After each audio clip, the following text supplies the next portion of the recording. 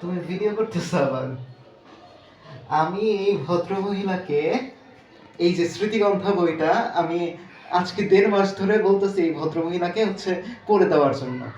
মানে ভাবলাম আমি আমি কিন্তু খুব অসুস্থ, এই বেড রেস্টের টাইমটা এই ভদ্রমহিলা আমাকে এই বইটা পড়ে পড়ে শোনাবেন। উনি উনি আমাকে প্রচন্ড এটা স্বীকার করতে হবে, মানে আমি খুব অগোছালোভাবে কথা বলি, প্রত্যেকটা ভিডিওতে এটা বলি যে আমি খুব অগোছালোভাবে কথা বলতেছি। উনি আমাকে প্রচন্ড, আমি খুব অসুস্থ ছিলাম তো হসপিটাল থেকে বের হওয়ার পরে উনি আমাকে প্রচন্ড আদর করে এই বইগুলো কিনে দিলেন, আর আমার কিছু অভিমানও ছিল। আর উনি কিনেছেন না কে কিনে দিয়েছে এই প্রসঙ্গগুলো বা টাকাটা কোত্থেকে এসছে এই প্রসঙ্গগুলো না বলি, কিন্তু এই ভদ্রমহিলাকে আমি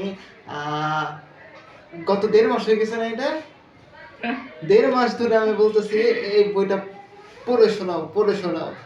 ভদ্রমহিলা শোনান, কিন্তু 2 লাইন 2 পৃষ্ঠা এমন করে। অ্যাট দ্য সেম টাইম আমি বলতে চাবো যে সাদাত হুসাইন আমার প্রচন্ড ফেভারিট একজন লেখক হয়ে গেছেন। বলো একটু সাদাত হুসাইনের প্রশংসা করো। আলহামদুলিল্লাহ, আমার পড়ে খুব ভালো লাগে, কিন্তু আমি সময় পাই না। মানে উনি উনি আমার মনে হয় সাদাত হুসাইনের এটা একটা স্পেশাল, মানে ওনার লেখার ধরনের স্পেশালিটি এটা যে উনি সব প্রজন্মের লেখক, মানে যে কোনো প্রজন্মের মানুষ তাকে পছন্দ করেন। এটা এটা আমার মনে হয় ওনার সবচেয়ে বড় গুণ।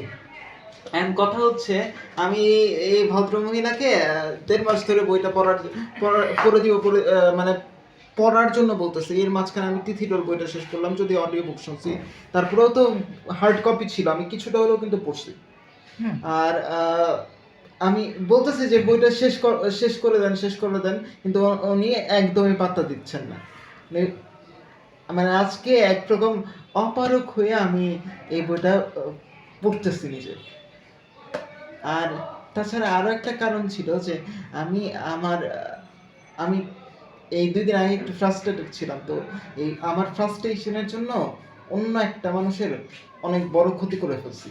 তো এই যে ক্ষতি করে ফেলছি, এই দায়ভারটা নিয়ে আবার আমার মধ্যে ফ্রাস্ট্রেশন ক্রিয়েট হয়েছে। অ্যান্ড ফ্রাস্ট্রেশন ক্রিয়েট হলে আপনারা তো ভাবেন কি না কি হয়েছে, আমার মনে হয় প্রেম ভাঙছে, এর জন্য আমি ফেসবুকে এইসব পোস্ট করি।